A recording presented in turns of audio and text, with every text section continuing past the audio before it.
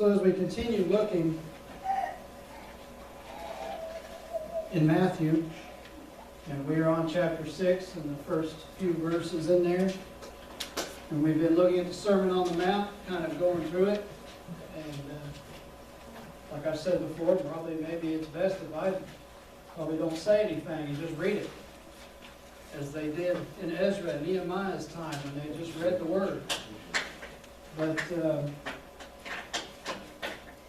we're going to read this, and I've titled this How-To Instructions. And there is 3 things in here that are how-tos. Some of it we've discussed even in Sunday school this morning, so it never ceases to amaze me how Sunday school ties into the worship and the sermon. And a lot of times I may not look at the Sunday school book like I should during the week, so it's nothing's not planned. But God works. How-to instructions. And we have how-to instructions for different things. We all want to know how to do things. We want to figure things out. We try to put things together before reading instructions. Maybe the men more than the ladies, but we try to assemble things. We know how. Sometimes we succeed. More often than not, we probably have to take a sneak peek at the instructions without our wife knowing, or our kids knowing that we had to cheat and look at the instructions. But we have how-to instructions, how to do things.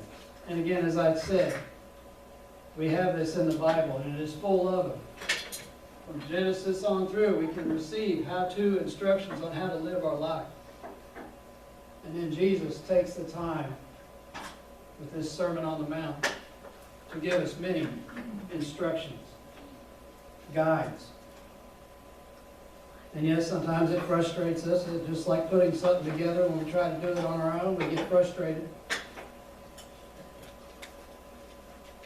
And then we find out if we had just taken the time to read and listen, understand what was written, look at the picture the right way sometimes. But sometimes those instruction pictures aren't very good, but we have to try to figure it out. When we do, things become more clear. Probably a lot of times we've looked at it and said, well, if I had done that to begin with, I would have saved a lot of time and a lot of trouble. And it's the same way we probably look at that in our life. If we had listened to this, listened to the Word, we might have saved ourselves a lot of trouble, a lot of time. So getting into this, chapter 6, Matthew, and I'll be reading verses 1 through 18. And it says, "Be careful not to practice your righteousness in front of people to be seen by them. Otherwise, you will have no reward from your Father in heaven. So whenever you give to the poor, don't sound a trumpet before you, as the hypocrites do in the synagogues and on the streets, to be applauded by people. I assure you, they've got their reward. But when you give to the poor, don't let it be secret, and your Father who sees in secret will reward you.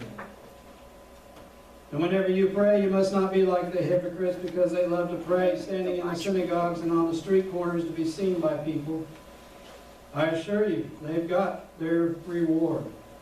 But when you pray, go into your private room, shut your door, and pray to your Father who is in secret. And your Father who sees in secret will reward you. When you pray, don't babble like the idolaters, since they imagine they'll be heard for their many words. Don't be like them, because your Father knows the things you need before you ask Him. Therefore you should pray like this: Our Father in heaven, your name be honored as holy, your kingdom come, your will be done on earth as it is in heaven.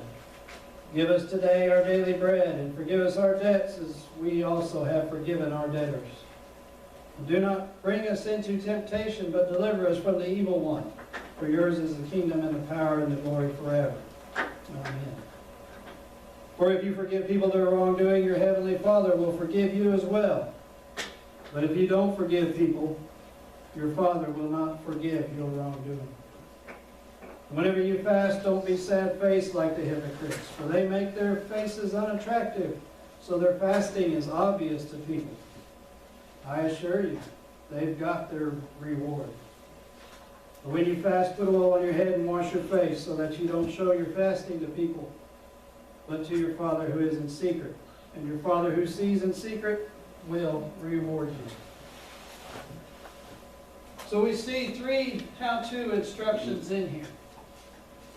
But first, and depending on your translation, I want to look at the first verse there. Some say you're giving or giving alms to, but really be careful not to practice your righteousness in front of people to be seen by them. Otherwise, you will have your reward from your Father in heaven. You won't have it. If you remember in chapter 5, verse 20, he talks about that our righteousness should exceed that of the scribes and Pharisees. And in this, he is telling us almost the opposite of what they were doing, as we see in these 3 how-tos. They made a big deal about it. But Jesus is telling us not to. Do it in secret. And in order to exceed in our righteousness, really we need to be humble and not brag about it. Not that many of us do, and we all probably know this, but we see it in the world today. We have to be careful we do not advertise what we are doing. And again, we see that. Watch the news. Probably every day you can see where somebody is being recognized for something that they did. Sometimes they're doing it themselves. I gave this. I did that. To be recognized. And we have to remember what Paul says in 1 Corinthians 10:12, that whoever thinks he stands must be careful not to fall. Or as it says, pride comes before a fall. So let us look at this first how-to. How to give. But I also want to point out, and with each one, Jesus begins this by saying, whenever you give. He's under the assumption that we're already doing this. It's not something that the disciples needed to start doing.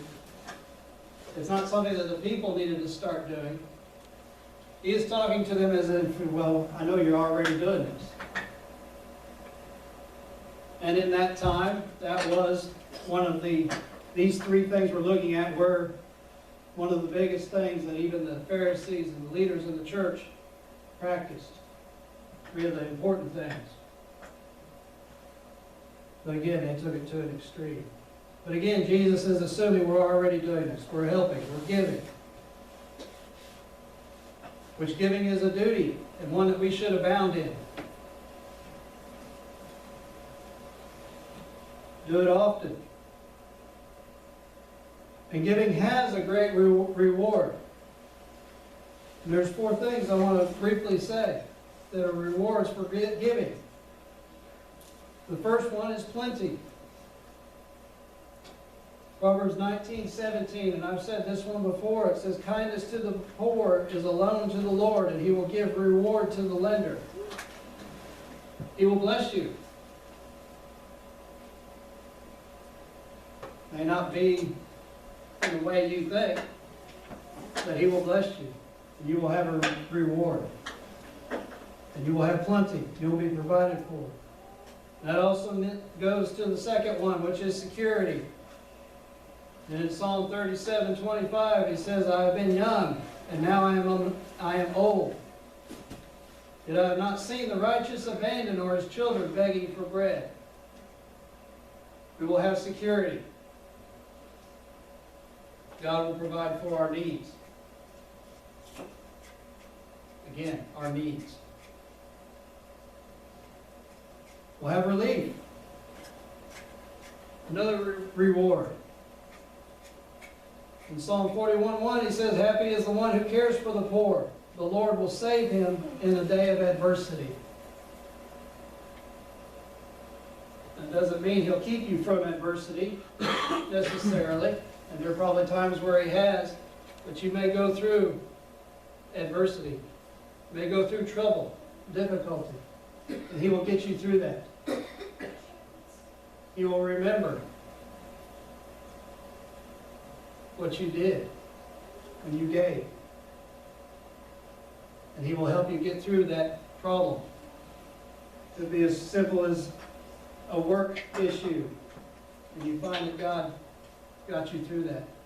Got you through that adverse time. That troubling time.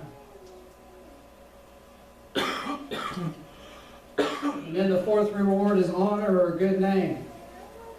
And again, I refer to a verse in Psalm 112:9. He distributes freely to the poor. His righteousness endures forever. His horn will be exalted in honor. He will be honored. Not because he seeks it. Not because we seek it. Because we do what we felt led to do. No one may even know. But God does. And God will honor that. And will honor you. But again, the reward can be lost. We see that in verse 2.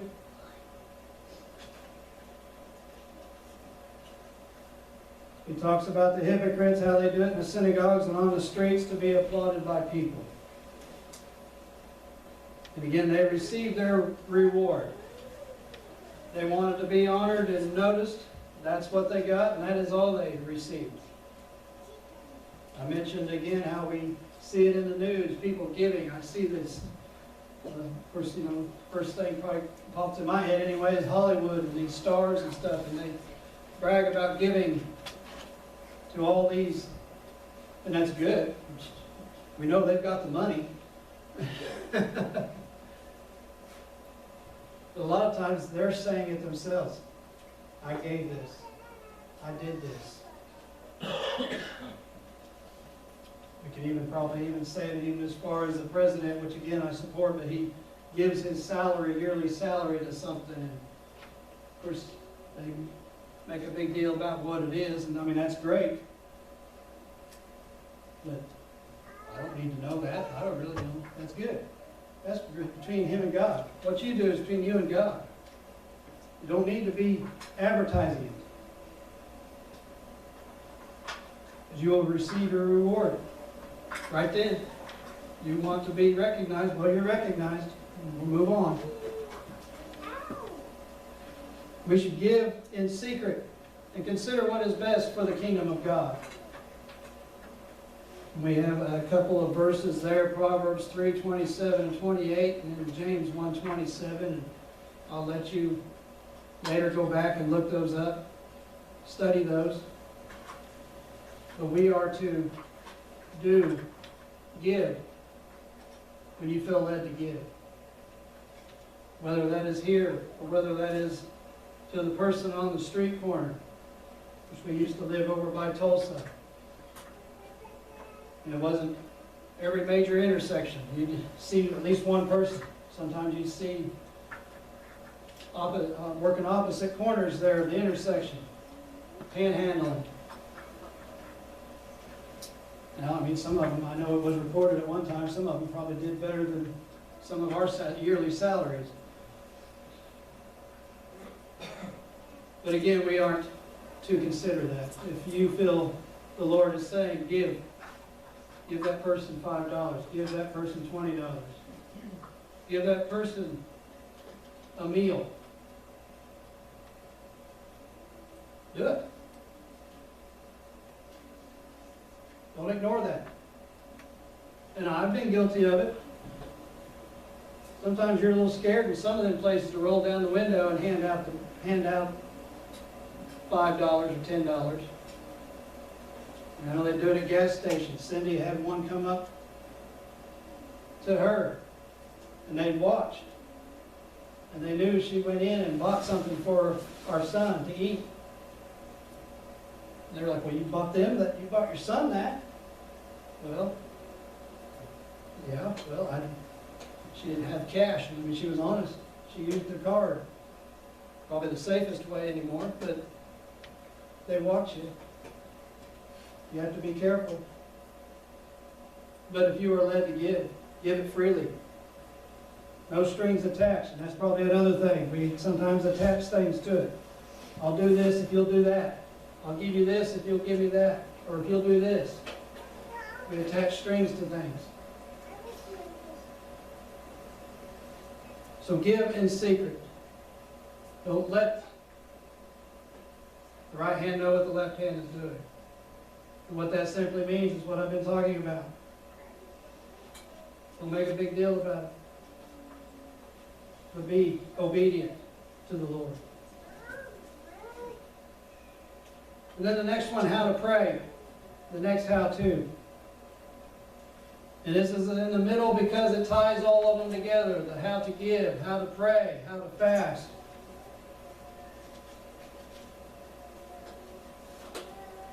But again, he starts by saying whenever you. He starts by saying you. You must be praying already. And I hope each one of you are praying. May not know how, that's okay. To me, there's no right or wrong way if you're talking to God. Believe me, when you're in a stressful situation, you're not necessarily thinking about how you're going to word it. You're just praying.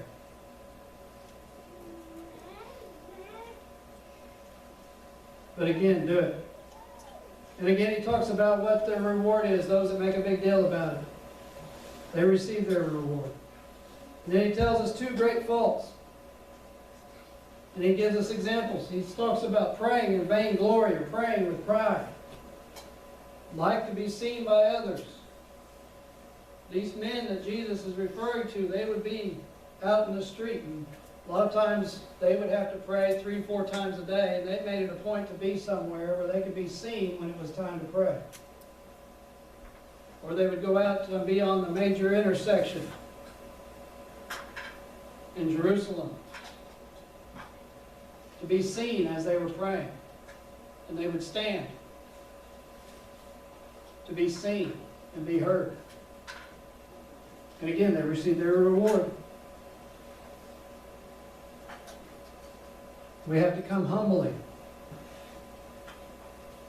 Probably the best way to do that is on our knees in prayer, whether it is in your home or in the church. And then the other one, the fault he talks about is vain repetitions. They were just talking to be heard. Some people repeat the same thing over and over and over again, so they can be heard. But really it is just babbling, which he refers to. Because that is just a service of the tongue. It is not of the soul. They're just saying words to be heard.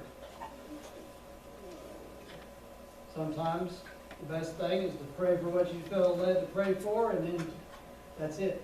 Go on.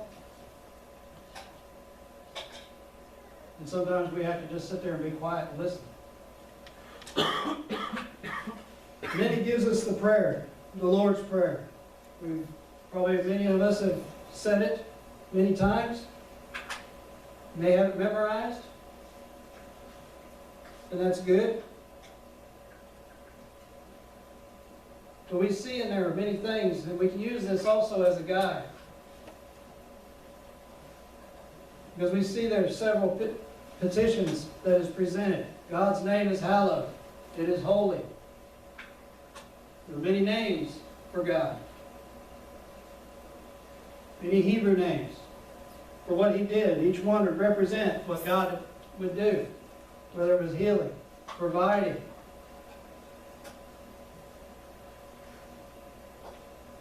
So we hallow His name, honor His name. And then we pray for this kingdom to come, for the kingdom to be established, and each one of us has a part in that, in establishing the kingdom on earth. Just as each person of the Israelites had a part to do in building the temple and providing for the needs of the temple, we each have a part to do in establishing the kingdom.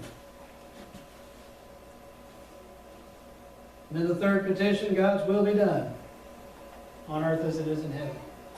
God's will be done here.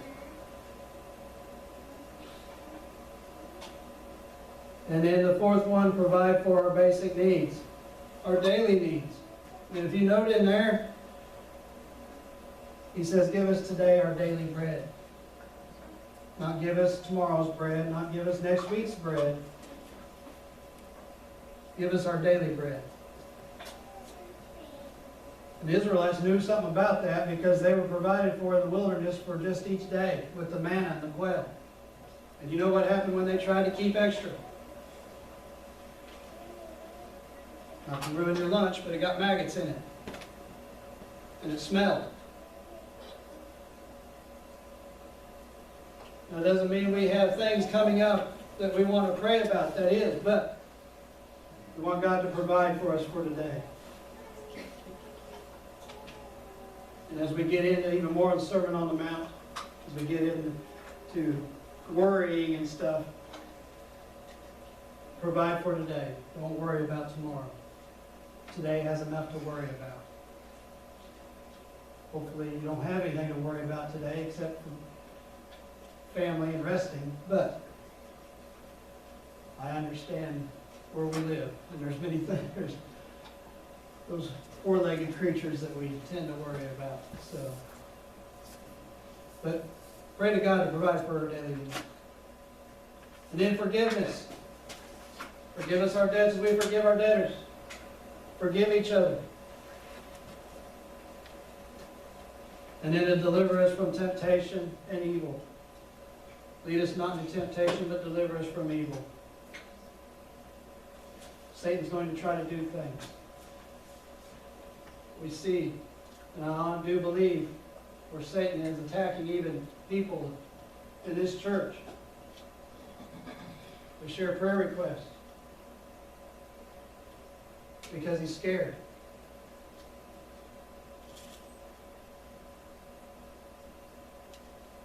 But we need, he will provide us a way. Satan will try to put things in front of us, try to tempt us. God will provide a way. And if we keep looking into this word, praying these prayers, he will deliver us. But then Jesus doesn't stop just there. He goes on in verse 14. He emphasizes this point of forgiveness.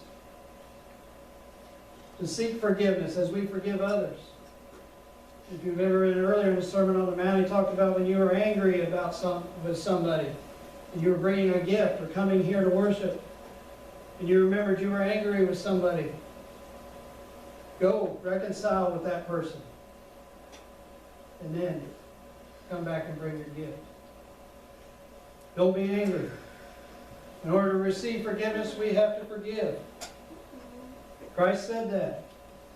And then Paul takes it even a step further. He said, forgive because you are forgiven. Let's stop there. People are still going to upset us, irritate us, wrong us in some way. But we've been forgiven, and so we're expected and we are called to continue to forgive them. Whether you're able to say it to them or not, you can forgive them in your heart. Continue to forgive. Ephesians 4:32, be kind and compassionate to one another, forgiving one another, just as God also forgave you in Christ.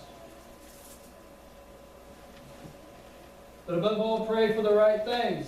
James 4:3 tells us, you ask and don't receive because you ask with wrong motives, so that you may spend it on your evil desires. What is your reason for that request?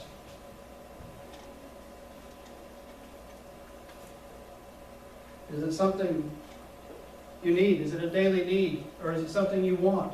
Something you think you have to have?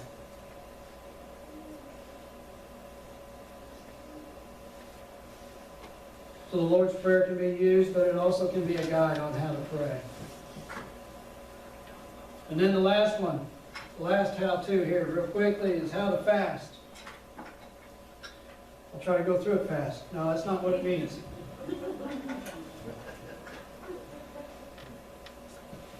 But again, he says whenever he's figuring you're doing this, it's something you're going to do, or that you've already done it before. But again, you make a big deal about it, like these hypocrites did. They get their reward. Fasting must center on God and spiritual purposes. But again, what is fasting? In their time, it was mainly fasting from food.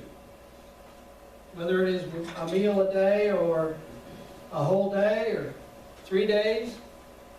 You know, Moses did it for 40 days, which that is a miracle because our body cannot go that long without food or water.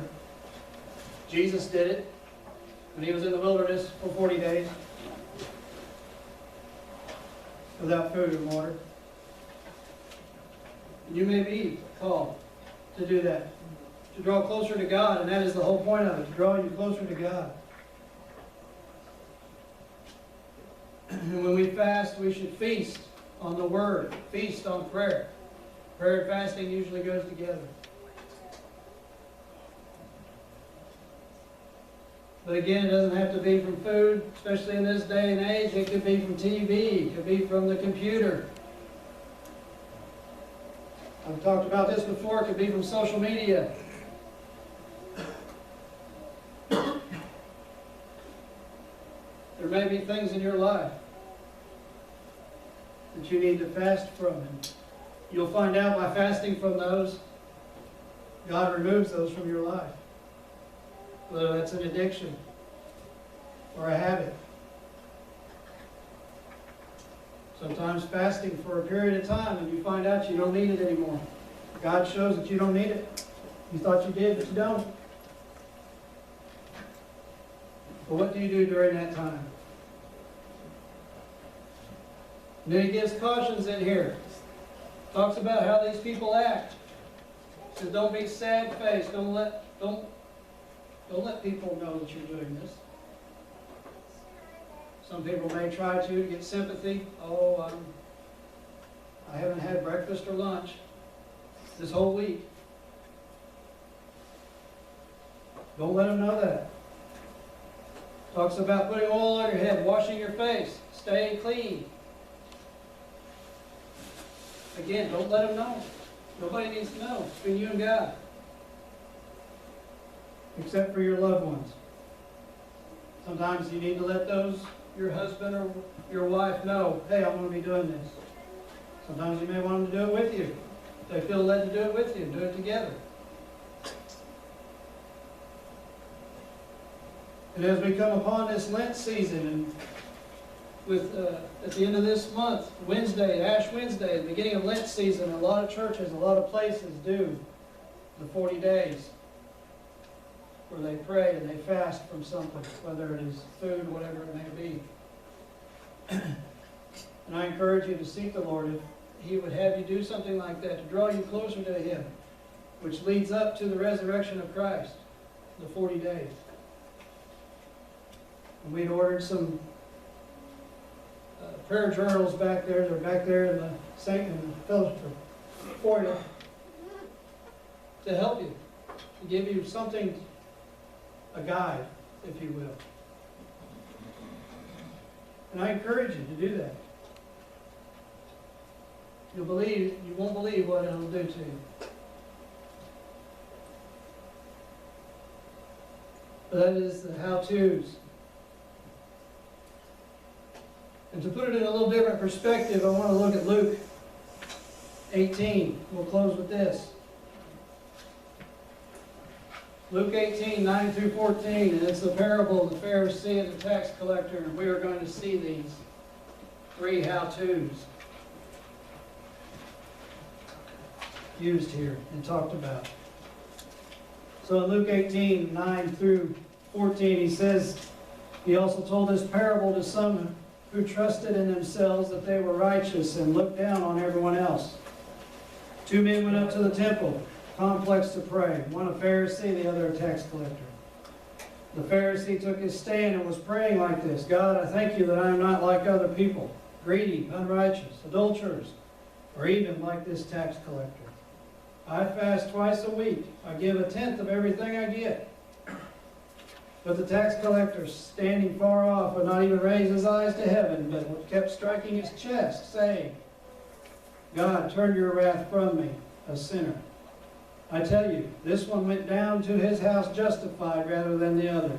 Because everyone who exalts himself will be humbled, but the one who humbles himself will be exalted. So in that we see all three of those how-tos. Yes, in a negative way, but maybe that's the best way to remember how it was not to be done, how it shouldn't be done. First, he was praying in public, standing where everybody could see and hear him. This Pharisee was. And then as you see there in verse 12, he bragged about the other two things. That he fasted twice a week and gave a tenth of everything he had. He boasted about it. And again, Jesus in this parable tells him that he got his reward. But I think we all need to have the attitude of the tax collector. Come humbly. Like I said, he was so humbled he didn't feel worthy to even look up to heaven. He was humble. He knew he had done wrong. And we need to have that attitude. Because none of these three things, as the coach would tell my brothers sometimes, it wouldn't amount to a hill of beans if you don't have the right attitude, if you aren't humble. And I also point out these three things, doing them will not get you into heaven. They'll draw you closer to Christ, but salvation will only do that. Accepting Christ as your Savior will get you into heaven. These three how-tos help you draw closer to God. Help you become more Christ-like. Become more holy. And so again, the key is Christ being the center. To be humble. To have love. As we are still in February. Love for God, love for others. Even though they hurt you. We give, pray, and fast to humble the soul. We will be rewarded, and we will have the assurance that we have a friend in Jesus. And if Warren would come and Noah would bring the song up, we're going to close with that song. A friend in Jesus. And if you'll stand with us as we sing this.